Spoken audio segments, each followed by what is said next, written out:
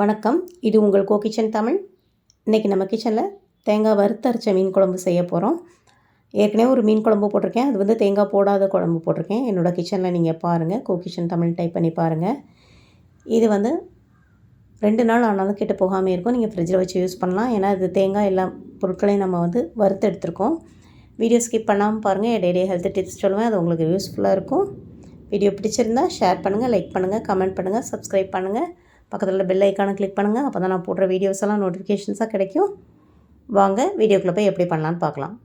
இப்போ ஒரு கடாய் அடுப்பில் ஏற்றி எண்ணெய் விடாமல் 1 ஸ்பூன் ஜீரகம் போட்டிருக்கேன். ஒரு அரை ஸ்பூன் மிளகு போட போகிறேன்.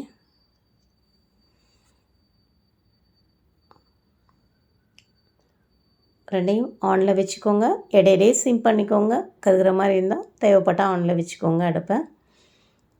இப்போ இது ரெண்டையும் வறுத்துட்ருக்கணும்.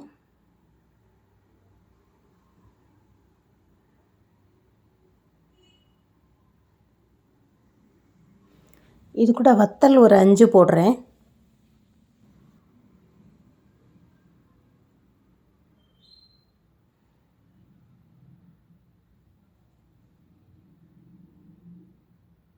மல்லி வந்து ஒரு டேபிள் ஸ்பூன் போட்டு வறுத்துட்ருக்கேன். மல்லி வந்து நல்லா மணம் வர வறுக்கணும். அதை கொஞ்சம் ஆன் பண்ணியிருக்கேன். ஆனால் வத்தல் வந்து டக்குன்னு கருகிரும். அதனால சிம் பண்ணிக்கோங்க பார்த்துட்டு. சிம் பண்ணி தேவைக்கு கொஞ்சம் ஹீட்டை இது பண்ணிக்கோங்க.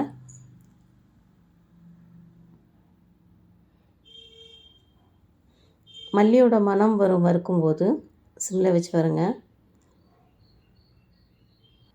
இப்போ வறுத்துட்ருக்கோம். இதுக்கிடையில் இப்போ ஹெல்த் டிப்ஸ் பார்த்துடலாம். இன்றைக்கி வந்து பொன்னாங்கண்ணி கீரையை பற்றி சொல்ல போகிறேன். பொன்னாங்கண்ணி கீரை வந்து கண் சம்மந்தமான நோய்கள்லாம் குணமாக்கும், சொறி சிரங்குகளையும் போக்கும். அடுத்து வந்து இது உடல் உஷ்ணத்தை தணித்து சமநிலையில் வைக்கும். உடலுக்கு வந்து நல்ல பலத்தை கொடுக்கும். அடுத்து வந்து நம்ம நிறத்தை வந்து தேகத்தை பொன்னிறமாக மாற்ற சக்தி வந்து இதுக்கு இருக்குது. பொதுவாக பொன்னாங்கண்ணியை வந்து சாப்பிடும்போது பகலில் நட்சத்திரம் பார்க்கலான்னு சொல்லுவாங்க. அது ஒரு பேச்சு. ஸோ தட் மீன்ஸ் அது வந்து கண் சம்மந்தமான நோயெலாம் வராமல் இருக்கும் அப்படிங்கிற மாதிரி, கண்ணுக்கு நல்லது அப்படிங்கிறது தான் அவங்க அப்படி சொல்லியிருக்கிறாங்க. ஸோ இந்த ஹெல்த் டிப்ஸ் உங்களுக்கு யூஸ்ஃபுல்லாக இருக்கும். பொன்னாங்கண்ணி கீரையை வந்து வீக்லி ஒன்ஸ் யூஸ் பண்ணுங்கள். இப்போ வந்து நான் வந்து தேங்காய் வந்து ஒரு சின்ன ஒரு முறி தேங்காய் வந்து துருவி வச்சதை போட்டு அது கூட வதக்க போகிறேன்.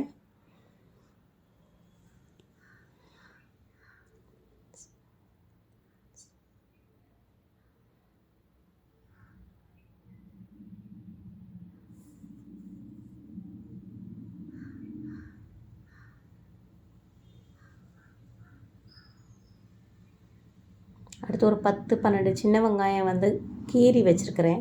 அதை வந்து போட்டு சேர்த்து வதக்குறேன்.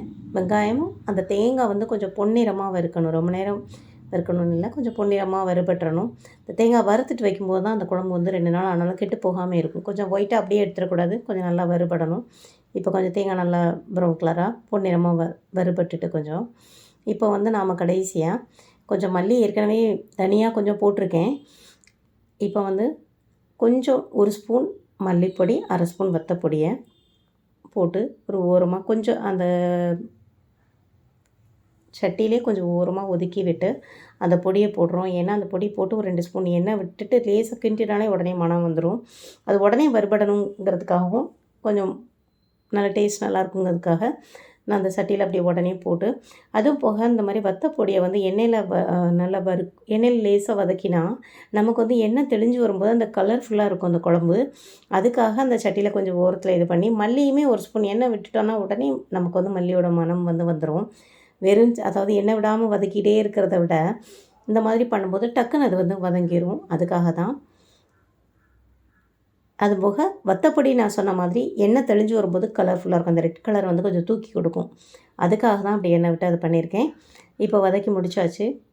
அடுத்தது வந்து அதை ஆற விட்டு நம்ம மிக்சியில் அடிச்சுக்கலாம். இப்போ இன்னொரு கடாய் வச்சு அதில் வந்து ஒரு 3 ஸ்பூன் மட்டும் எண்ணெய் விட்டால் போதும்.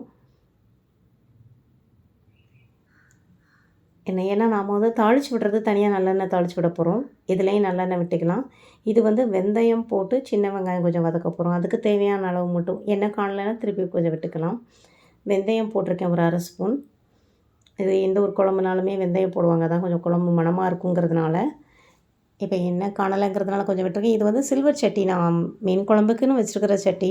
பொதுவாகவே காப்பர் பாட்டம் போட்டு சில்வர் சட்டினாலுமே நம்ம ஈய சட்டியை விட டக்குன்னு அடி பிடிக்கும். அப்புறம் அதை கொஞ்சம் பார்த்து சிம் பண்ணிக்கோங்க. வெந்தயம் கொஞ்சம் கருப்பாயிடும். அந்த டக்குன்னு அந்த சூடு வந்து கருப்பாகும் அந்த பொருட்களை. இந்த சில்வர் சட்டிகளில் வைக்கும்போது தான் கவனமாக சிம் பண்ணிக்கோங்க. வச்சுட்டு இப்போ ஒரு 10 சின்ன வெங்காயத்தை வந்து கீறி வச்சுருக்கேன் குழம்புக்கு. அதை போட்டு இது கூட வதக்க போகிறேன்.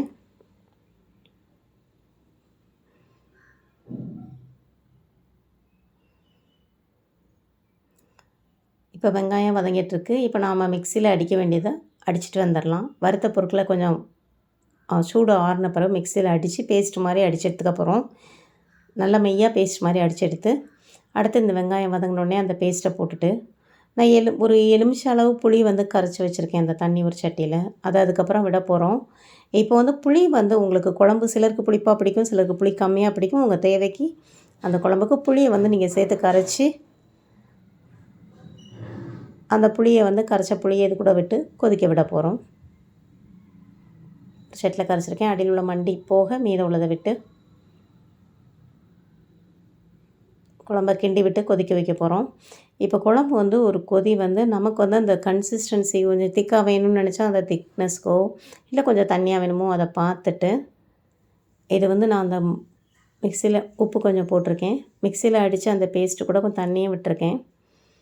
தேவையான அளவு தண்ணி விட்டுக்கோங்க. அப்புறம் அது வற்றிட்டு நம்ம மீன் போடும் முன்னாடி குழம்போட கன்சிஸ்டன்சி பார்த்துக்கோங்க. எவ்வளோ திக்னஸ் வேணுமோ அந்த டைமில் நல்லா குழம்பு கொதிச்சு வந்துருச்சு. இப்போ கொஞ்சம் நல்லா கெட்டியாக இருக்குது. இந்த டைமில் நாம் மீன் வந்து நான் கொஞ்சம் உப்பும் வத்தப்படி மட்டும் போட்டு ஊற வச்சுருக்கேன். அதை தூக்கி அதில் போடுறேன். அதை உப்பு உரப்பு ஏறணுங்கிறதுக்காக.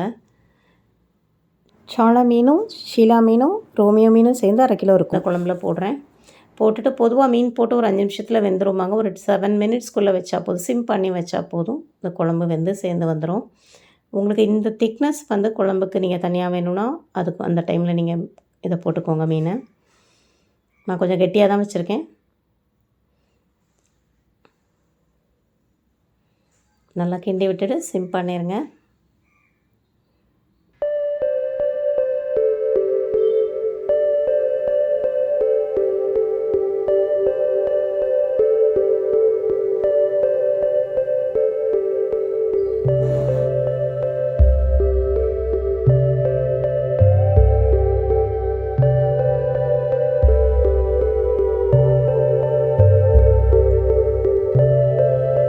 கொஞ்சம் குழம்பு சேர்ந்து வருது.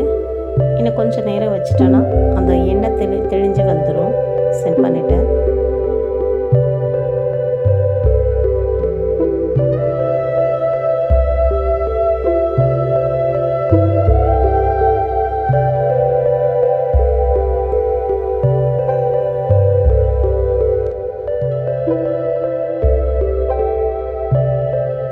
லைட்டாக தான் கிண்டி விடணும். இல்லைன்னா நமக்கு வந்து உடஞ்சிடக்கூடாது. மீன் துண்டுகள் லைட்டாக கிண்டி விடணும். இப்போ பாருங்கள் எண்ணெய் கொஞ்சம் தெளிஞ்சு வந்துருச்சு. நம்ம எண்ணெய் கம்மியாக தான் விட்டோம். கொஞ்சம் எண்ணெய் தெளிஞ்சு வந்துருச்சு. இப்போ நாம் தாளித்து விட்டுடலாம் மீன் குழம்புக்கு.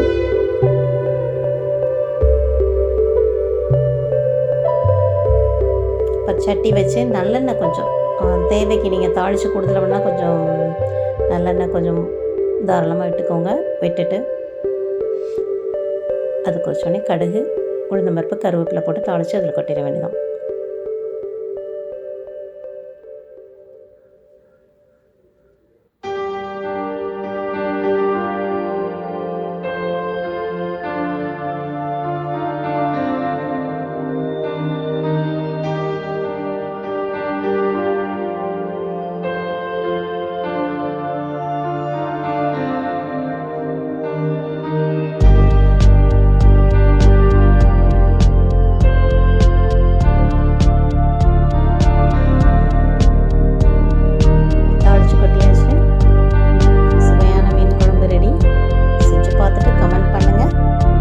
Thank you for watching this video.